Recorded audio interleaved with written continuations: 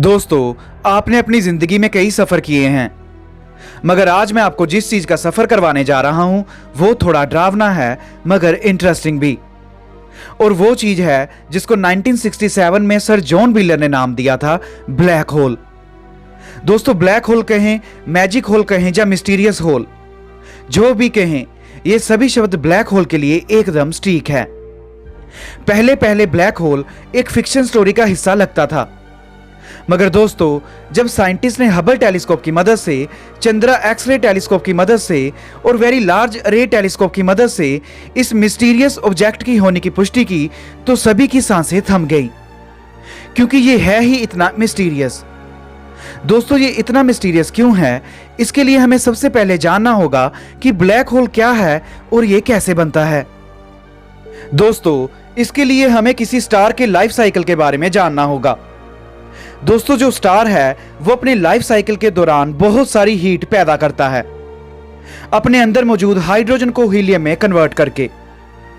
तो hydrogen star के लिए फ्यूल की तरह हुआ, और इस प्रोसेस के दौरान स्टार से निकली हुई हीट आउटवर्ड प्रेशर क्रिएट करती है, और ये आउटवर्ड प्रेशर तारे की ग्रेविटी को बैलेंस करता है, जो कि अंदर की तरफ लग रही होती है। दोस्तों, इस पूरी प्रोसेस को हम बैलून की प्रोसेस से कंपेयर कर सकते हैं। जैसे हम बैलून में हवा भरते हैं तो बैलून अपनी रबर की इलास्टिसिटी की वजह से कॉन्ट्रैक्ट होना चाहता है, मगर हमारे द्वारा भरी गई हवा इस इलास्टिसिटी द्वारा डेवलप हुई इनवर्ड फोर्स को बैलेंस करती है। मगर जैसे ही हम बैलून में छेद कर दें तो उस बैलून से हवा बाहर आना शुरू हो जाएगी, और बैलून के रबर द्वारा पैदा हुई इनवर्ड फोर्स डोमिनेट करना शुरू कर देगी और बैलून कॉन्ट्रैक्ट होना शुरू हो जाएगा।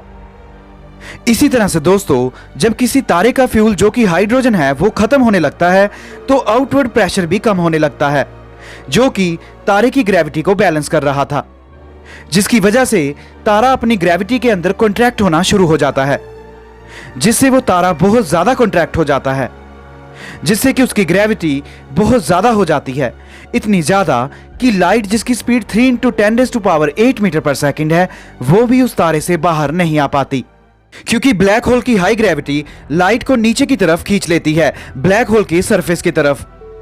तो इसका मतलब लाइट ब्लैक होल के अंदर ही ट्रैप हो जाती है, और जब किसी चीज से लाइट हमारी आंखों तक ना पहुंचे तो हम उसे देख नहीं सकते। अब क्योंकि लाइट ब्लैक होल से बाहर नहीं आ पाती तो हम इसे भी नहीं देख पाएंगे, इसलिए इसका नाम ब्लैक होल है। अब दोस्तों, मान लीजिए कोई व्यक्ति ब्लैक होल में गिर जाता है, और अगर उस व्यक्ति ने ब्लैक होल से बाहर आना है तो उसे लाइट की स्पीड से भी ज्यादा स्पीड से चलना होगा। अगर वो लाइट की स्पीड से ज्यादा स्पीड से नहीं चल पाएगा तो वो ब्लैक होल से बाहर नहीं आ पाएगा, मगर लाइट की स्पीड से ज्यादा स्पीड से चलना पॉसिबल नहीं है, क्योंकि सर आइंस्टाइन द्वारा दी गई स्पेशल थ्योरी ऑफ रिलेटिविटी बताती है कि कोई भी चीज लाइट की स्पीड से ज्यादा स्पीड से नहीं चल सकती। तो इसका मतलब ब्लैक होल के अंदर तो जाया जा सकता है मगर बाहर नहीं आया जा सकता।